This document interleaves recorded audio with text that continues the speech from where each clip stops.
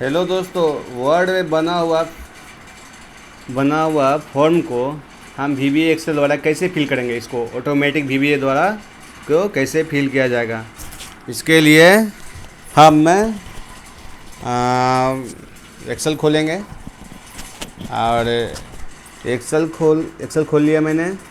Excel में हम यहाँ पर उसी का मैच जैसा यहाँ डाटा लिख देंगे और उसको हम रिप्लेस करेंगे वर्ड के द्वारा। जैसे यहाँ पर लिख देते हैं हैज नेम।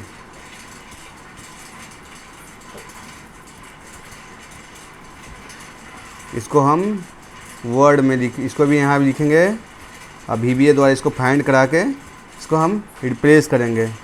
सब इस वैसा ही लिख देंगे। यही चीज़ हम वहाँ भी लिख देंगे। फादर लिख दिए, हैज एड्रेस करके इसको भी फाइंड कराएंगे लूप के द्वारा और DOB को भी फाइंड कराएंगे। इसको एक्सेल में भी लिख देते हैं हैज फादर हैज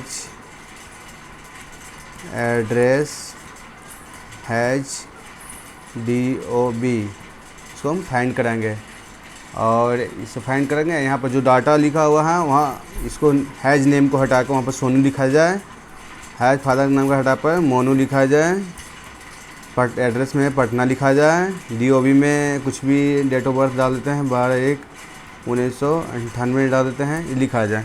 तो करने के लिए हम पहले हमको कोडिंग लिखना पड़ेगा। तो इसके लिए हम डेवलपर टिप में जाएंगे, डेवलपर टिप में विजुअल बेसिक में जाएंगे और एक मॉड्यूल इंसर्ट करते हैं। इंसर्ट मेनू में जाकर एक मॉड्यूल इंसर्ट किया हमने, मॉड्यूल इंसर्ट कर लिया।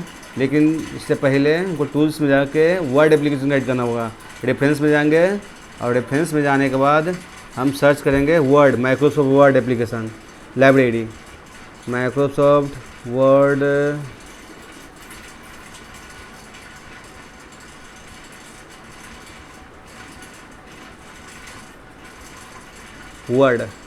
माइक्रोसॉफ्ट वर्ड, इसको ऐड करेंगे। इसको माइक्रोसॉफ्ट वर्ड 12.0 ऑब्जेक्ट लाइब्रेरी को ऐड करेंगे। इसको ओके कर देंगे। ऐड हो गया मेरे एप्लीकेशन में। इस मॉड्यूल में हम प्रोग्राम लिखेंगे। इसके लिए प्रोग्राम लिख लिए सब फॉर्म फिलिंग करके प्रोसीजर बनाएंगे, ऐड करेंगे। इसके बाद हम वेरिएबल डिफाइन करेंगे। Dim last row I as integer, कुछ भी नाम अपना तरह से लिख सकते हैं। हमने लास्ट रो लिया इसलिए कि एक्सेल में जो रो में भरा हुआ है कॉलम में का लास्ट रो पता कर ले। इसके लिए हम ये लास्ट रो करके वेरिएबल लिया है। इसको कोडिंग लिखेंगे। फिर विजुअल समझेंगे। फिर dim W application as new word dot application, W करके वेरिएबल ले लिया। इसी तरह डॉक्यूमेंट के भी लिए एक वेरिएबल लेंगे as new word dot document, ये भी ले लिया मैंने। और इसके बाद डॉक्यूमेंट को सेट करेंगे। Set wdoc equal to WF के अंदर डॉक्यूमेंट्स के अंदर ओपन करेंगे उस डॉक्यूमेंट को जिसको हमको खोलना है। ओपन करेंगे और उसका फाइल का नाम लिखना होगा। तो फाइल का नाम हम कैसे पता करेंगे? फाइल का नाम खोलने के लिए जहाँ पर इसका फाइल रखा हुआ है, तो फाइल रखा हुआ है मेरा G ड्राइव में, रिकॉर्डिंग के अंदर रखा हुआ है। इसका हम कॉपी कर लेंगे। इस पर राइट करेंगे, कॉपी एड्रेस कर लेंगे। फाइल का नाम मेरा form1 है।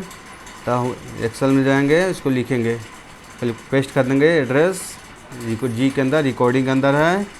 इसके अंदर फाइल का नाम क्या है? form1 डॉट डॉक्स हो गया। फिर फॉल्स कन्वर्जन, इसका फॉल्स हो जाएगा, ये कन्वर्ट न करें। और इसका form1 नहीं है इसका फाइल का नाम, ठीक है, सही लिखा मैंने। उसके बाद डॉक्यूमेंट ओपन हो गया। ओपन हो गया तो उसको देखना चाहेंगे तो WF एप्लीकेशन को देखना है तो एप्लीकेशन विजिबल कर देंगे और ट्रू कर देंगे तो हमको सामने दिखेगा। फिर इसके बाद हम लास्ट रो पता करेंगे कि एक्सेल में मेरा लास्ट रो कहाँ तक है। तो लास्ट रो के लिए एप्लीकेशन लिखेंगे और रिकॉर्डिंग लिखेंगे शीट 1 के अंदर ही हमने उसका लिखा था। सीट 2 के अंदर लिख दिया है ना, सीट 2 लिखना पड़ेगा। सीट 2 के अंदर हमने लिखा है कोडिंग, तो सीट 1 नहीं सीट 2 लिखेंगे। सीट 2 के सेल्स में जाकर रोज को काउंट करेगा, रोज डॉट काउंट। उसके बाद एक कॉलम की रो को काउंट करेगा, तो बंद कर देंगे इंड एक्सएल अप। जो इंड होगा उस ऊपर वाला लास्ट को पकड़ेगा, डॉट रो से मेरा लास्ट रो पकड़ेगा।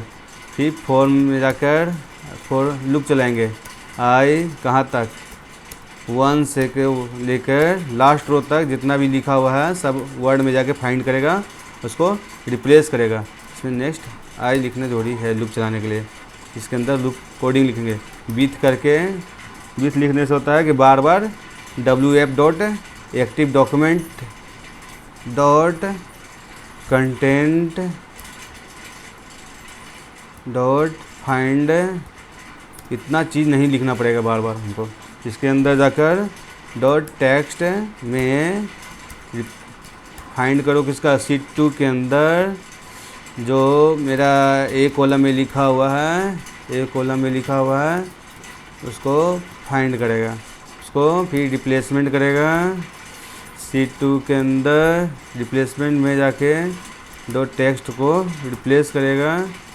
सीट 2 के अंदर रेंज बी कॉलम में जो लिखा हुआ है उसको रिप्लेस करेगा।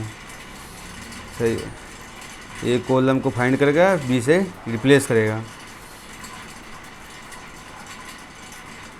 उसके बाद इसको एग्जीक्यूट करेंगे, एग्जीक्यूट रिप्लेस फंक्शन को एग्जीक्यूट करेंगे। Replace WD replace all command लिख दिए, इंड विथ नेक्स्ट आई कर दिए। इसके बाद सेट कर देते हैं W एप्लीकेशन को नथिंग कर देते हैं कि खाली हो जाएगा, और W डॉक को भी नथिंग सेट कर देते हैं। इसको हम चेक करने के लिए लाइन बाय लाइन F8 का यूज करेंगे, फंक्शन F8 का, फंक्शन F8 का यूज करेंगे। पहले हम अपना डॉक्यूमेंट को बंद कर देते हैं सेव करके, तब ना ओपन करेगा, पहले इसको ओपन रहेगा तो नहीं खोलेगा। F8 भी दाबेंगे, एग्जीक्यूट किया, डॉक्यूमेंट ओपन कर रहा है, देखते हैं डॉक्यूमेंट ओपन करता है कि नहीं। अभी नहीं किया है, ओपन कर लिया है, विजिबल नहीं है, विजिबल पर क्लिक करेंगे तो विजिबल हो जाएगा, मेरा डॉक्यूमेंट विजिबल हो गया। इसके बाद देखते हैं इसके बाद रिप्लेस होता है कि नहीं। रिप्लेस कर रहे हैं, पहला लूप चला, पहला लूप में क्या हुआ देखते हैं, वर्ड में जाकर नेम चेंज हो गया, सोनू हो गया, रिप्लेस कर गया।